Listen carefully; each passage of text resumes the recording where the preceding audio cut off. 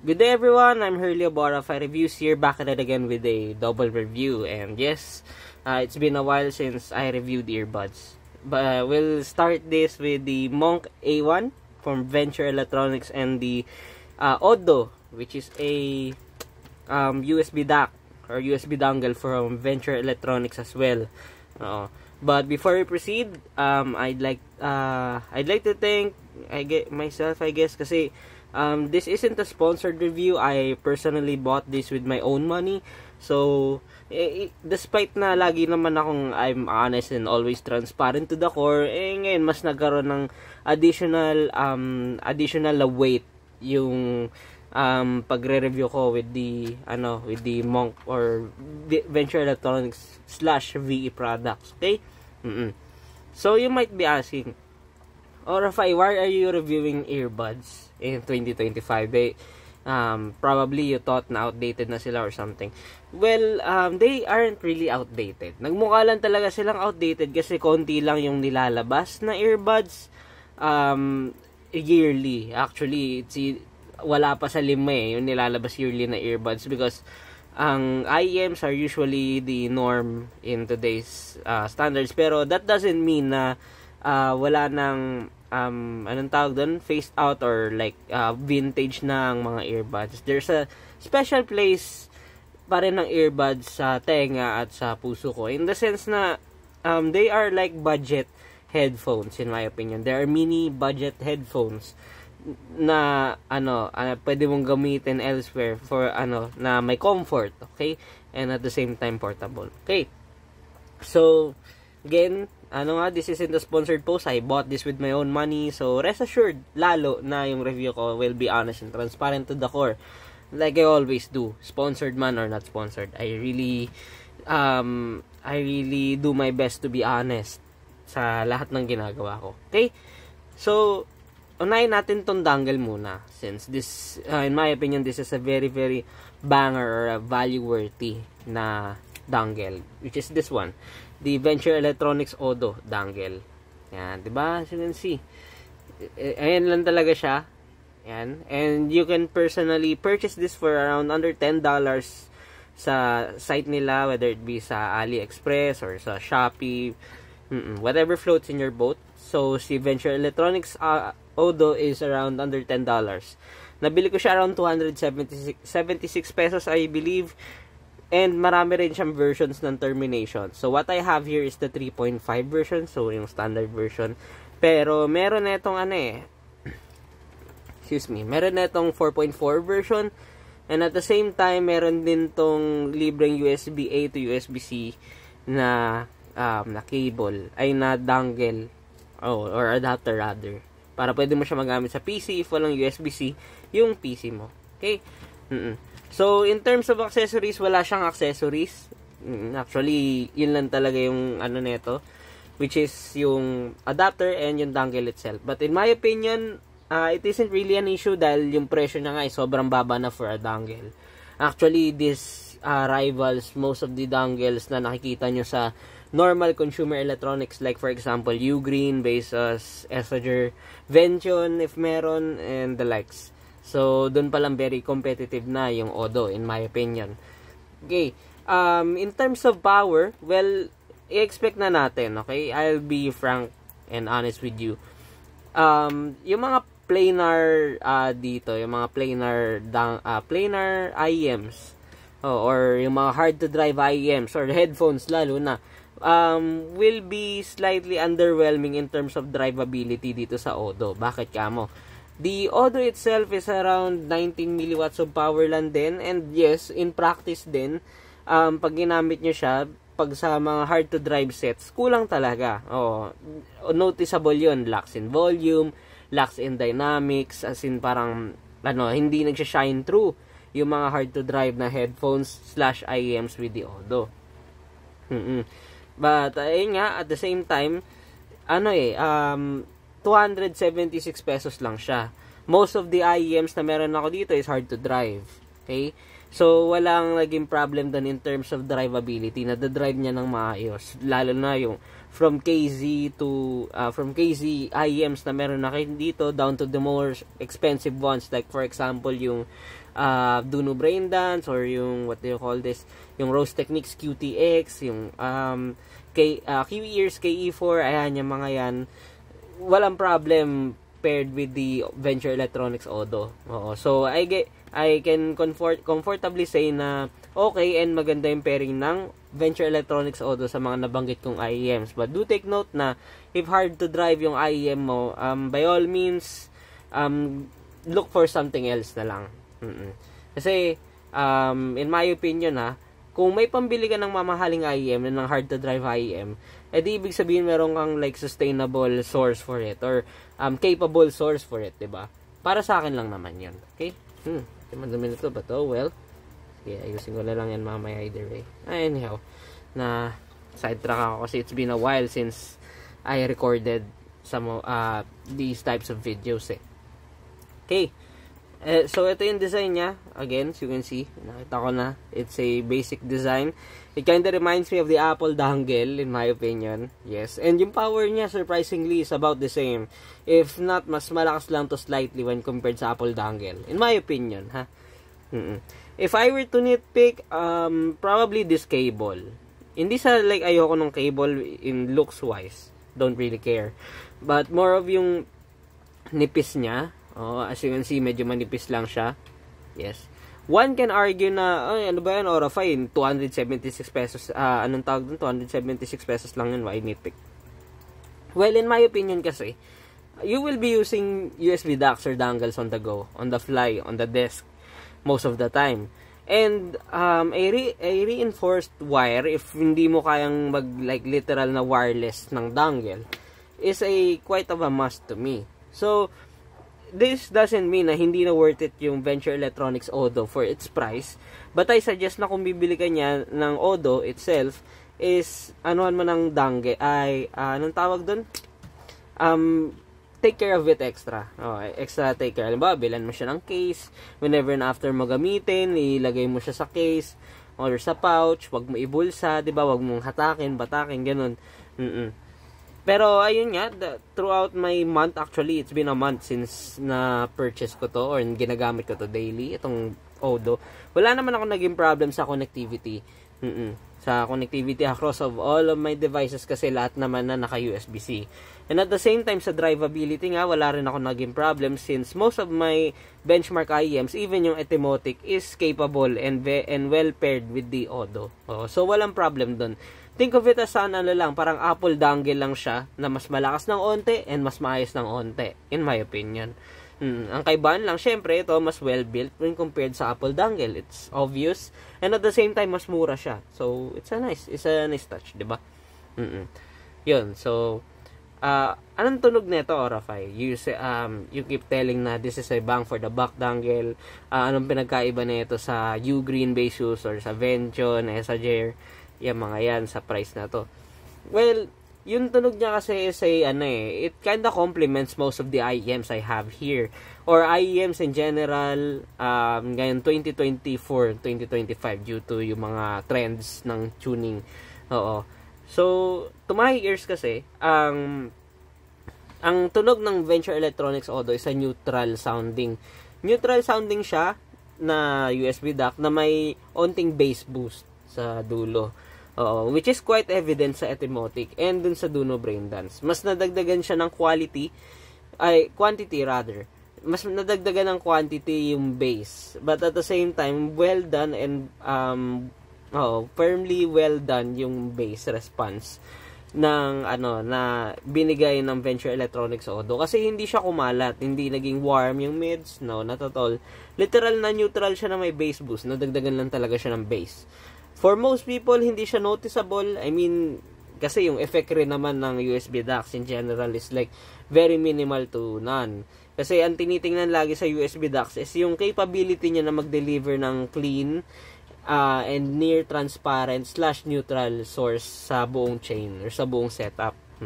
So, it isn't really like a big of a deal. Pero, ayun nga, based sa experience ko, it is a curse and a blessing kasi na makarinig ng changes or ng differences ng iba't ibang IEMs or USB docks. Kasi, once na nakarinig ka nun, may times hanap-hanapin mo yun sa ibang set, may times hindi ka makukontento, may times frustrate ka. Pero yun nga, since ako is nagre-review ako, narinig ko yung differences and it is tastefully done and pairs well with most IEMs today.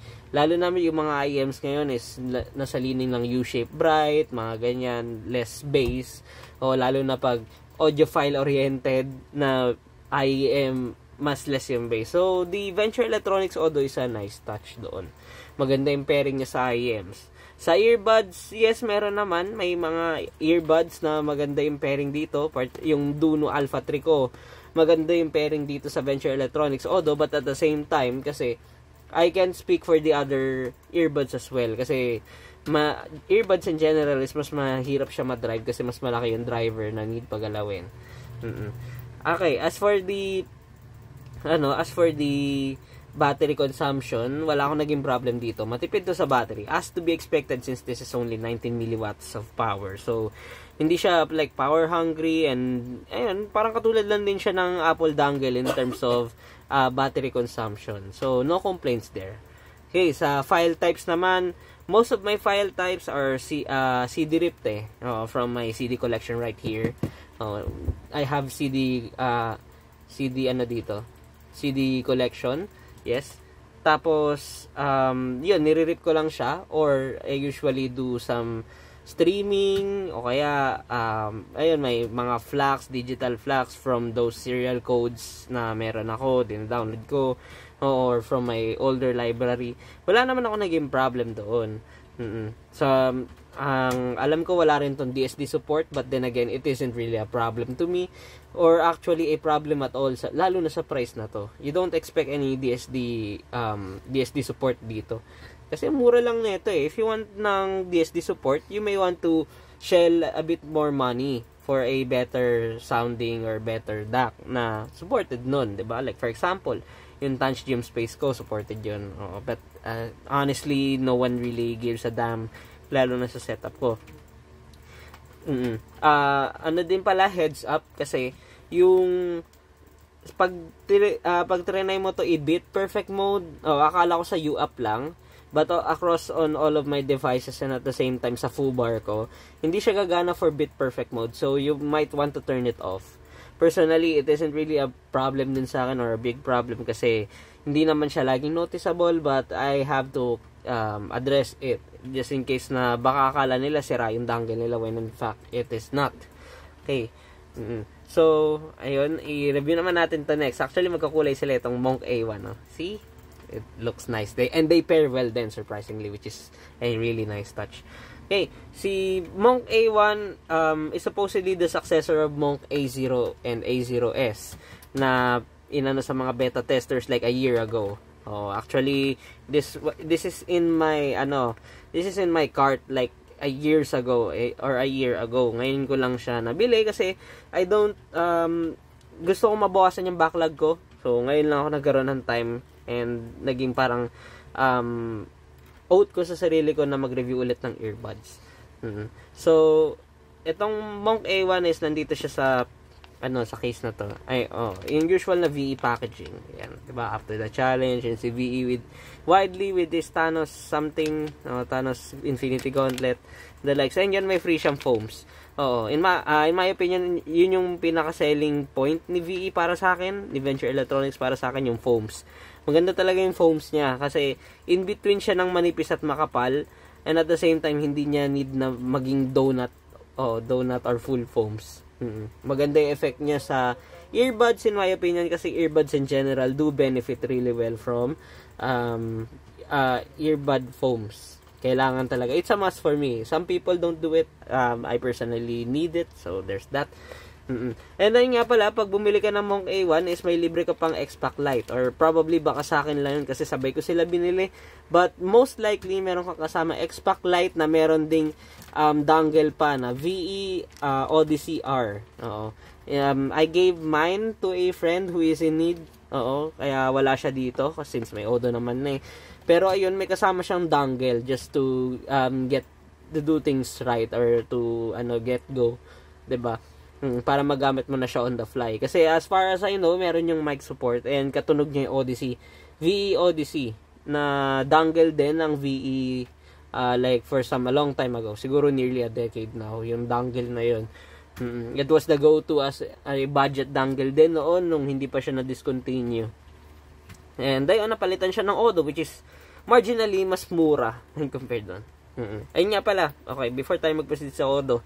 If I were to suggest, magandang gawin dito ng VE or ni Widely mismo, ha. Para sa akin lang naman. Oo. Gawa sila ng pro version na ito. It would be nice. It would be really nice. Wherein wala na siyang cable or detachable na yung cable niya from the dock or slash dangle itself, 'di ba? Tapos benta nila like let's say 1,000 plus or under 1,000 plus. Okay, isang ganito na lang siya, tapos may 3.5 na lang dito or 4.4. It would sell like hotcakes. For sure. Kasi ang ganda na ng tunog at the same time yung convenience din, 'di ba? So ayun, hopefully, I don't know if naisip na nila yan, probably they do. Syempre company sila pero ayun lang, like suggestion just in case, 'di ba? Like VE Odo Pro or something, 'di ba? Ayun. So, here's the Monk A1. As you can see. The build is, in my opinion, quite different when compared sa nakalakihan ko sa hobby na Monk Plus. Kasi, yung Monk Plus wasn't really like this noon. Mas bare bones to the stock yun, yung itsura talaga noon. And yung build quality niya, lalo na sa cable. Ang kaparehong cable nito if naabutan niyo yung VE Monk Go, which is 32 ohms din katulad nito but nasa brighter side of things yun. And ito yung cable niya. It's a usual basic pero makapal siya. It is very dependable naman. And ito yung ito yung finish niya. See, it's a silver. Yeah, it reminds me of the Silver Surfer na finish. As you can see, kita dyan, VE Monk A1. This is the Monk A1. And then, may indicator siya dito sa left. Na ito yung left. So, it is a nice touch. Again, this is 32 ohms. And, base experience ko, wala akong naging sakit sa ulo when it comes to driving those properly. Even itong Odo pairs well and drives well with the VE Monk A1. Tapos, ano pa ba? Okay, sa sound. Proceed na tayo sa sound kasi madali lang naman siya mag-drive either way. Anong tunog ng VE Monk A1?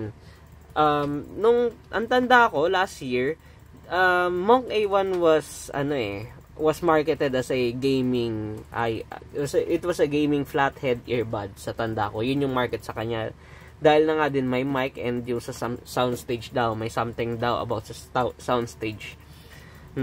Pero kasi I don't really play games that much. At the same time, ginagamit ko to daily for work. Yan. Kasi I have a 9 to 5 job, of course, na ginagamit ko sa conference meetings and such. And ayun, it really delivers well as an earbud, as a flatted earbud under 600 pesos. I believe this is around 500 pesos plus. So, sulit siya.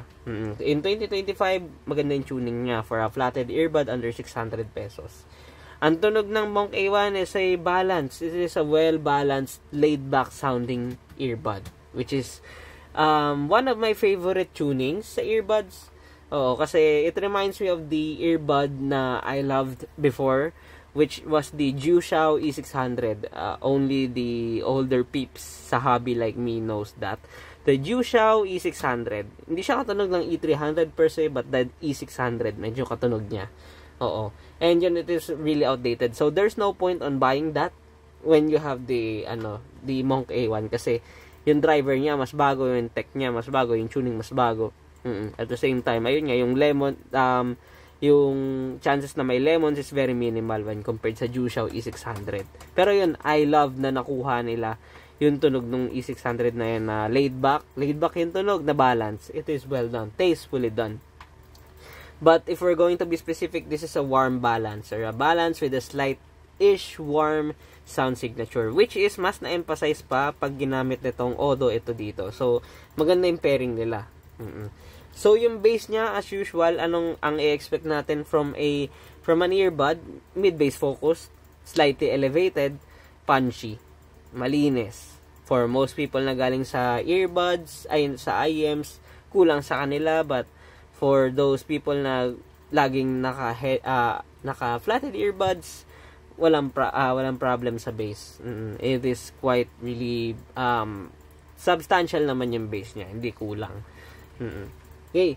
Now, as for the mids, yung mids is slightly warm, thick, and laid back. Actually, yun yung nagbuhat / nagdala ng buong tunog ng Monk A1. Kaya siya naging warm balance. Warm balance siya na, makapal. To my liking, ha? Some people may say na manipis. Pero para sa akin, makapal na siya. When compared at least sa Duno Alpha 3, in my opinion. Which is quite obvious. Pero, ayun nga, it can be a good thing or a bad thing. Depende sa preference mo. Okay? Again, walang sibilance or harshness dito. Peaks, wala din at all. While keeping the vocals very present. I mean, yun na din yung structure kasi or nature ng earbuds din. So, it is quite understandable. But despite of all of that, laid back pa rin yung tunog niya. I experienced na someone called this na parang nakakaantok daw. Which is, can be a good thing or a bad thing. Depende sa gagamit. For me, it's a good thing. Kasi, alam mo yun, pag gamit mo sa trabaho, hindi siya sobrang tolling sa tenga. Oo, hindi siya nakakapagod gamitin. Ayan, to put it simply. Okay, now as for the treble, it is extended, decently extended, but not extended too much. Hindi rin siya bright, wala rin siya ng presence na katulad ng vocals, but in a good way. It keeping that laid back manner. Laid back pa rin siya, relaxed, but at the same time, hindi siya rolled off, which is a good thing. Diba? So, yung detail retrieval, sakto lang for its price. I mean, it is an earbud, and 500 plus pesos earbud. So, nothing to expect too crazy dito sa detail retrieval niya. Okay, sa technical performance, ito daw yung parang pinaka-highlight ng Monk A1, and this is what separates it from the other Monks or other VE Monk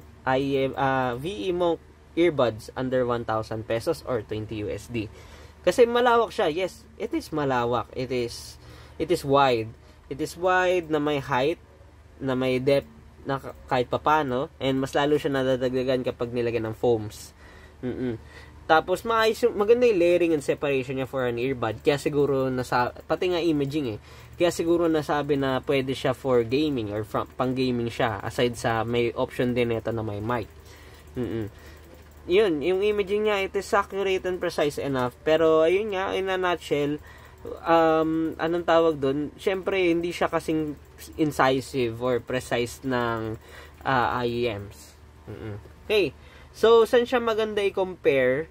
Well, kasi, as of now, maganda lang talaga siya i-compare dun sa recent na napakinggan ko, which was my go-to, which is the Fail Iris Ancestor, yung color purple. Hiniram ko lang siya sa mama ko, then binigay ko din, kasi binili ko siya for my mother. Okay, para kay mama yun When compared doon yun, mas makapal yung tunog, and at the same time, mas may bass, mas may chunk yung bass. But at the same time, kulang yung what do you call this, yung control, kulang yung firmness, and masyadong warm siya when compared dito sa Monk A1. Both sets are really recommendable pa rin, in my opinion, ha? For their respective price points. Pero sabihin na natin mas technical yung tunog ng A1 when compared sa Ancestor, which is quite understandable dahil na din sa price tag. Kasi, yung Fail Iris Ancestor na bago is around $2. $2 or $3 tops, give or take. While ito is around $5. So, meron talagang difference. Okay. Saan pa siya maganda i-compare? Yes, of course, yung sa Nice Check Traceless / Vido. Mas V-shape yun. Mas V-shape, mas may litaw talaga yung upper frequencies.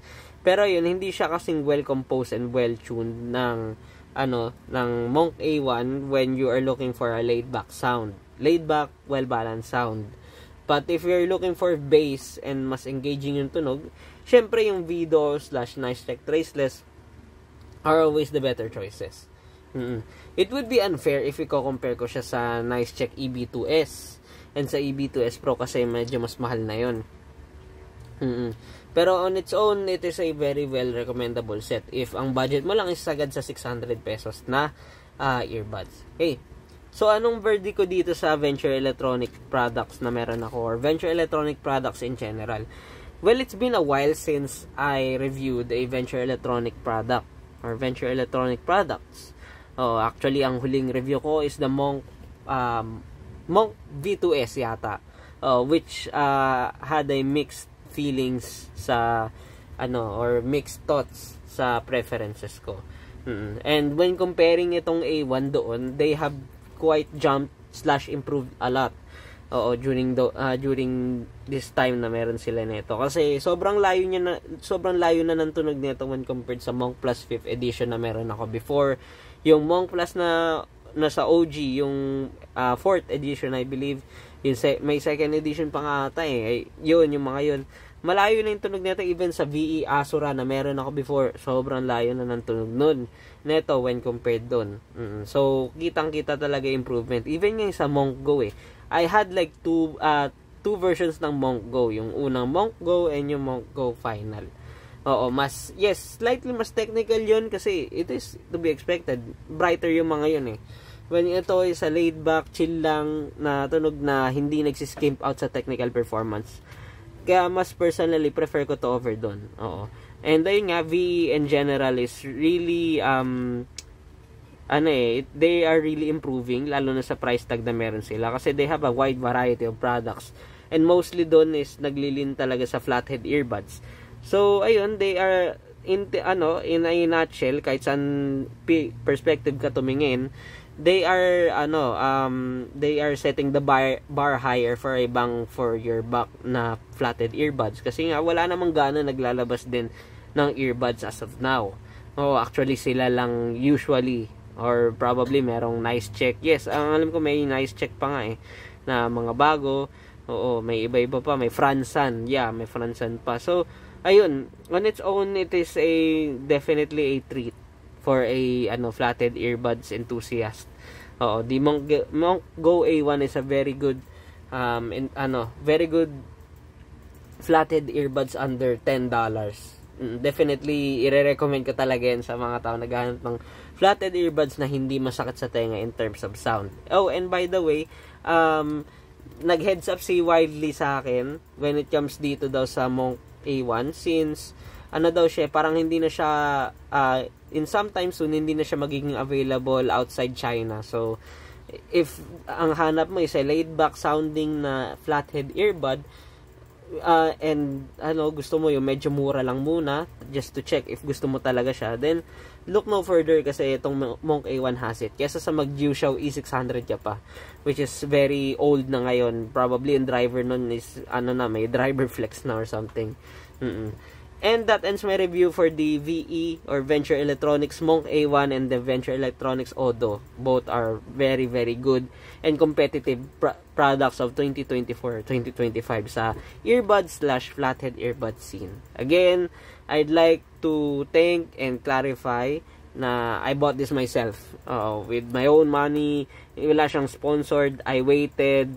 Wala siyang kahit anong special treatment. I bought this like a normal customer or a normal hobbyist would do. Walang special treatment out of it.